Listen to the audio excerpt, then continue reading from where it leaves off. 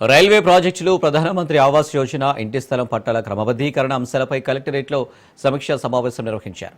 శంకర్ విలాస్ బ్రిడ్జికి సంబంధించిన స్థలం విషయంలో సమీక్ష జరిపామని, శ్యామలనగర్, సంజీవనగర్ ఆర్ఓబి నిర్మాణం చేసే అంశంపై అధికారులతో చర్చించామన్నారు కేంద్ర మంత్రి Pemmasani Chandrasekhar.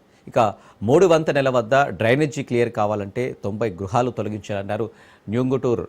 New Guntur railway station ఆధునీకరణ కోసం 4.68 కోట్లు మంజూరయ్యాయన్నారు.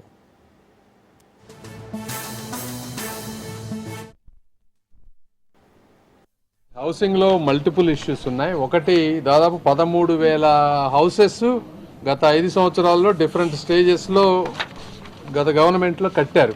కాకపోతే ఇవి ఊరికి దూరంగా ఉండటం, ట్రాన్స్పోర్టేషన్ లేకపోవటం, లేకపోతే లోపల ఇన్ఫ్రాస్ట్రక్చర్ సరిగా లేకపోవటం వల్ల ఇవన్నీ ఆక్యుపై చేయట్లేదు ఎవరు కూడా. 13,000 అంతా లెస్ దాన్ 300 మంది ఇప్పటివరకు ఆక్యుపై చేసుకున్నారు హౌసింగ్ రివ్యూలో.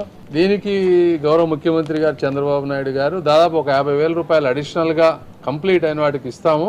బెనిఫిషరీ ఎవరైతే ఉన్నారో దాన్ని క్లెయిమ్ చేసుకొని ఆ మిగిలిన వర్క్ కంప్లీట్ చేసుకుంటే అన్నా కూడా చాలా మంది రావట్లేదని చెప్తా ఉన్నారు ఈ రోజున.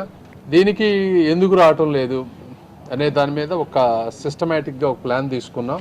ఎందుకంటే ఈచ్ కాలనీని తీసుకొని టోటల్గా అక్కడ మనుషులు ఉండాలంటే కాస్ట్ ఎంత అవుతుంది ఎస్టిమేట్ చేయించుకొని ఆ కాస్ట్ ఎస్టిమేషన్ ఈ 50,000 బెనిఫిషరీస్ తోటి అడ్జస్ట్ చేయగలిగితే వెల్ అండ్ గుడ్. అడ్జస్ట్ చేయలేకపోతే అడిషనల్ కాస్ట్ ఎంత అవుతుంది, దాన్ని ఎవరు భరించాలి, ఇవన్నీ చేస్తే ఈ బెనిఫిషరీ వస్తారా రారా, వాళ్ళని ఏ విధంగా మోటివేట్ చేయాలని. ఎందుకంటే 13,000 ఇళ్ళు కట్టి ఒక గోస్ట్ హౌసెస్ లాగా దాదాపుగా 2-3 సంవత్సరాల నుంచి ఇదే పనిలో ఉన్నాయి.